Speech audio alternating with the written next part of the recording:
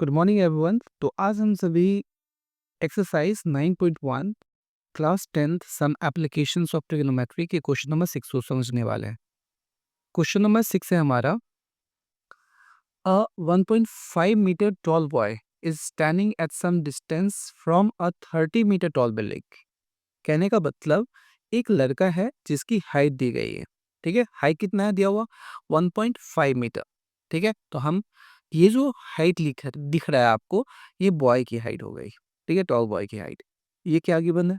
हमारे पास दिया हुआ है 1.5 मीटर। इस पॉइंट को नाम देते हैं ए, इस पॉइंट को नाम देते हैं बी। तो ए भी हमारा क्या है? बॉय। ठीक है, कंसिडर कर लेंगे। ओके, तो क्या लिखा हुआ है कि ये जो ए बी है हमारा, ये टॉल बिल्डिंग से कुछ डिस्टेंस पे खड़ा है और टॉल बिल्डिंग की भी हाइट दी गई है। ये टॉल बिल्डिंग की हाइट की क्या दी गई है? 30 मीटर। मीन्स अगर हमारा ये पॉइंट सी है, हमारा ये पॉइंट डी है, तो सी डी हमारा क्या हो गया? Tall building. क्या हो गया? टॉल बिल्डिंग, जिसकी हाइट, टोटल हाइट मीन्स यहाँ से अगर आप स्टार्ट करते हैं और ये पूरी हाइट अगर आप कवर कर रहे हैं, तो ये पूरी हाइट आपकी हो जाएगी 30 मीटर। क्या हो जाएगी? 30 मीटर, है ना? The angle of elevation from his eyes to the top of building increases. अब इस लड़के की आंख तो यहीं पे होगी, इस पॉइंट पे होगी। ठीक है, अब ये जब यहाँ से देखता है टॉल बिल्डिंग के ऊपर की तरफ, तो इसकी एंगल ऑफ एलिवेशन होती है 30 डिग्री, है ना? और ये लड़का जब वॉक करता हुआ आगे बढ़ेगा, जब इस पॉइंट पे पहुंचता है, तो इस पॉइंट पे पहुंचने के बाद इसकी एंगल ऑफ एलिवेशन इंक्रीज होके 60 डिग्री हो जाती है। समझ में आया? ठीक है, तो जब इस पॉइंट से देखे, पॉइंट ए से देखे, तो एंगल ऑफ एलिवेशन 30 डिग्री का था और पॉइंट्स, है ना, एफ पे रीच करने के बाद, ई पे रीच करने के बाद इसकी एंगल ऑफ एलिवेशन 60 डिग्री की हो जाती है। As he walks towards the building, ये टुवर्ड्स द बिल्डिंग बढ़ रहा है ना?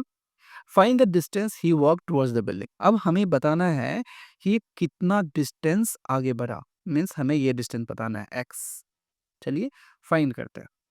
ठीक है, तो अगर ये पॉइंट हमारा ई है, तो हम इस पॉइंट को कंसिडर कर लेते हैं एफ, है ना? एंगल ऑफ एलिवेशन यहाँ पे बन रहा है, तो हमें इसी हाइट पे देखना होगा। तो ये जो टोटल हाइट है एफ डी, ये भी हमारा 1.5 मीटर का ही होगा, है ना? तो हम इसे भी लिख देते हैं 1.5 मीटर, है ना? तो जब ये 1.5 मीटर इसमें से रिड्यूस करेंगे, सीडी में से जब हम एफडी को रिड्यूस करेंगे, तो हमें सीएफ मिल जाएगा। और सीएफ क्या आएगा?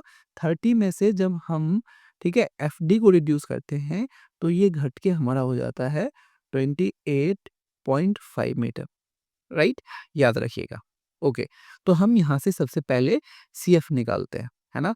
तो सीएफ बराबर क्या हो जाएगा? सीएफ बराबर हो जाएगा C D minus F D, है ना?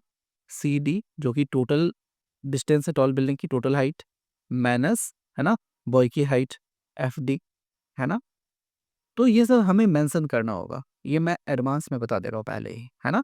तो सी डी क्या हमें, ठीक है, C D is equal to हमारा 30 मीटर था। ठीक है, और एफ डी क्या था हमारा? 1.5 मीटर। जब आप इसको रिड्यूस करेंगे, तो ये कैंसिल होके क्या आ जाएगा? 28.5 मीटर। चलिए स्टार्ट करते हैं। ठीक है, तो ए बी हमारा हाइट ऑफ बॉय है, ठीक है, which is 1.5 metre. Series height of building which is 30 metre. ठीक है, एंगल ऑफ एलिवेशन यानी सी ए एफ क्या है? 30 डिग्री। और सी ई एफ क्या है हमारा? 60 डिग्री। ये सभी चीजें गिवन है ना? तो गिवन आप लिख सकते हैं। ठीक है, तो गिवन क्या लिखेंगे, है ना? A B is equal to 1.5 metre. ये क्या है? A B, height of the boy, है ना? हाइट ऑफ द बिल्डिंग क्या है हमारा? C D. क्या है हमारा? C D. तो आप एक लाइन ऊपर में लिख सकते हैं, let A B with the boy and C D with the tall building. ठीक है, तो सी डी क्या हो जाएगा हमारा? 28.5, है ना? 30 मीटर की बना। ठीक है, अब यहाँ से हमने सी एफ निकाला था। ठीक है, तो सी एफ जब निकाला हमने, तो सी एफ क्या आया हमारे पास? 28.5 मीटर। चलिए स्टार्ट करते कहानी, है ना? और एंगल गिवन था हमारे पास, दो एंगल दिए हुए हैं, एंगल सी ए एफ, है ना? ये क्या गिवन है हमारे पास? 30 डिग्री। और दूसरा एंगल क्या है हमारे पास? Angle C E F, E F, ये भी हमें कितना दिया हुआ? 60 डिग्री, है ना? अब हम एक ट्रायंगल कंसिडर करते हैं सी एफ ई, है ना? तो लिखेंगे in triangle C F E. ठीक है, जब CFE में आप देखते हैं तो यहाँ पे कौन सा फॉर्मूला लगेगा हमारा, ये 28.5 हमारी ये जो ब्लैक लाइन आपको दिख रही है, ठीक है, ये हमारा ये परपेंडिकुलर हो गया एंगल के, जस्ट सामने वाले जो वैल्यू होती है साइड होती है वो हमारा परपेंडिकुलर होता है, और ये जो हमारा है, ठीक है, ये हमारा क्या हो जाएगा, बेस। तो हम जानते हैं, ठीक है, 1060 डिग्री बराबर क्या होता है हमारा, परपेंडिकुलर अपॉन बेस, और 1060 का वैल्यू क्या होता है हमारा, √3, क्या होता है, √3। तो हम लिख लेंगे √3, और हमने जैसा कि परपेंडिकुलर निकाला था, है ना, CF निकाला था, क्या आया था हमारे पास 28.5, तो P बराबर हमारा क्या हो जाएगा 28.5 मीटर, और B हमारा क्या है यहाँ पे नहीं पता, तो B को B ही रहने देते हैं, ठीक है। जब आप इसे क्रॉस मल्टीप्लाई करेंगे तो आपके पास वैल्यू आ जाएगी √3b is equal to 28.5 metre. यहाँ से हम b निकाल सकते हैं, तो b हमारा क्या हो जाएगा, b will be equal to 28.5 upon √3, क्योंकि √3 तो मल्टीप्लाई था, राइट हैंड साइड जाएगा तो ये डिवाइड हो जाएगा, ठीक है। जब हम इसे रेशनलाइज करेंगे तो लिखेंगे अपॉन रेशनलाइजिंग इट, है ना, रेशनलाइजिंग इट, है ना, we get what, we get 28.5 √3, ठीक है, इंटू √3 अपॉन √3। यहाँ से हमें आ जाएगा 28.5 √3, ठीक है, और √3 टू √3 क्या हो जाएगा 3। जब आप 3 से 28.5 को कट करेंगे तो ये आपको 9.5 दे देगा, तो हम लिख सकते हैं 9.5 √3 मल्टीप्लाई होगा तो ये क्या दे देगा, √3। यहाँ से हमें इस b की वैल्यू आ गई, b की वैल्यू हमारे पास क्या आ गया, ठीक है।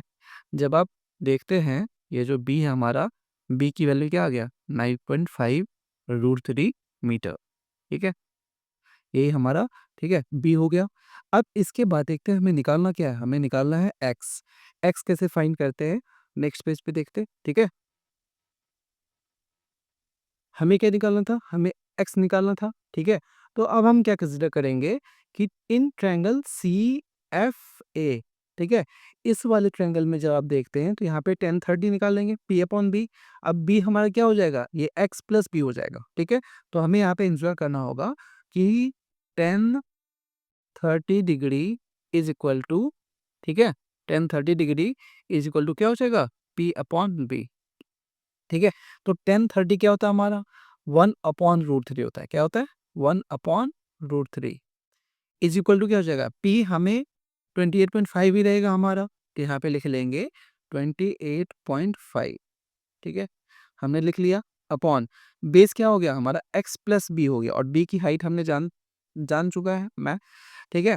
तो EF क्या है हमारा 9.5 √3, है ना, तो EF हमारा 9.5 √3 था, x एडिशन में आ गया, तो लिख देंगे x प्लस 9.5 √3।